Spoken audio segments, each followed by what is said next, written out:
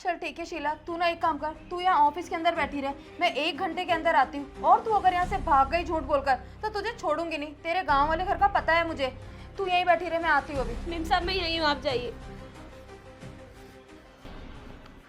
अरे हाँ हाँ बेबी, उसकी चिंता मत करो तुम। आज वो ना घर नहीं लौटेगी। ऐसा जहर मिला के दिया है ना खाने में, खाते ही मर जाएगी वो। अरे हाँ बेबी, उसमें मैं बहुत तेज हूँ। वाह प्रिया वाह, क्या गेम खेला है तुमने। अरे मैं तुम्हें हमेशा अपनी देवरानी मानती रही, हमेशा छोटी बहन की तरह माना है मैंने तुम्हें, लेकिन तुम मेरी पीठ पीछे ये सब कर रही हो, पूरे घर वालों को धोखा दे रही हो।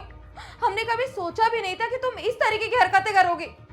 अरे वो लड़का तुम्हारे लायक नहीं है, तुम क्यों नहीं समझती हो। तुम्हें अच्छे से पता है भैया जी तुमसे कितना प्यार करते हैं, उसके बावजूद तुमने एक घटिया हरकत की। अरे नहीं नहीं भाभी, आप क्या कर रही हो? ये सब ऐसा कुछ भी नहीं है। आप गुस्सा क्यों कर रही हो? आप मुझे गलत समझ रही हो। मैंने ऐसा वैसा कुछ नहीं किया। चुप करो, एकदम बकवास बंद करो प्रिया। तुम्हारी इन बातों में मैं और नहीं आने वाली हूँ। अरे कितने दिनों से तुम मुझे पागल बनाती आ रही थी कि भाभी ये करना है वो करना है। अरे अगर तुम्हें मुझसे प्रॉपर्टी चाहिए होती तो तुमने मुझे पहले बता दिया होता, मैं हंसी खुशी सब कुछ तुम्हारे नाम कर देती। लेकिन तुम मुझे मारने की कोशिश कर रही हो। तुम्हें अच्छे से पता है ना कि मेरे 2 बच्चे हैं, मेरे हस्बैंड है। अगर मैं चली जाऊंगी इस दुनिया से तो उन लोगों का ध्यान कौन रखेगा? वो लोग तो अनाथ हो जाएंगे ना। प्रिया तुम इतना गलत कर सकती हो, ये कभी मैं सोच भी नहीं सकती थी। मैंने हमेशा तुम्हें अपनी छोटी बहन की तरह माना है और इतना जहर भरा हुआ है तुम्हारे अंदर। छी प्रिया, शर्म आनी चाहिए तुम्हें। शीला बेचारी कितनी अच्छी थी, तभी मैंने सोचा उसने मेरे खाने पर चप्पल क्यों मारी। अरे वो बेचारी मेरी जान बचाना चाहती थी। उसने ना सारी सच्चाई बता दी है तुम्हारी कि तुम कितनी घटिया हो। अरे पूरे दिन भर हमारे जाने के बाद अपने बॉयफ्रेंड से बातें करती रहती हो।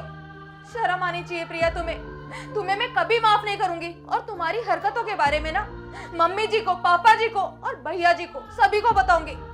फिर देखना क्या हाल होता है तुम्हारा। भाभी मैं हाथ जोड़ती हूँ आपके आगे, मुझसे बहुत बड़ी गलती हो गई। प्लीज मुझे माफ कर दो। इस बारे में किसी को मत बताना, मेरा घर बर्बाद हो जाएगा। भाभी मैं बहक गई थी अपने बॉयफ्रेंड के कहने पे। मैं ये सब कर रही थी, मैं प्रॉपर्टी लेना चाहती थी ताकि हम लोग कहीं और सेटल हो जाए। छी, इतना घटिया मैं कैसे सोच सकती हूँ? मेरी शादी हो चुकी है अब। अरे चुप करो एकदम।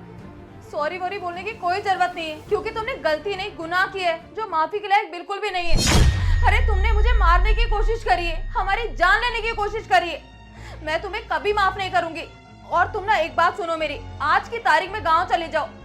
भाभी मेरी बात तो सुनो आप, मुझसे गलती हो गई, मुझे मुझे कुछ नहीं सुनना, अपना बैग पैक करो, निकल जाओ यहाँ से।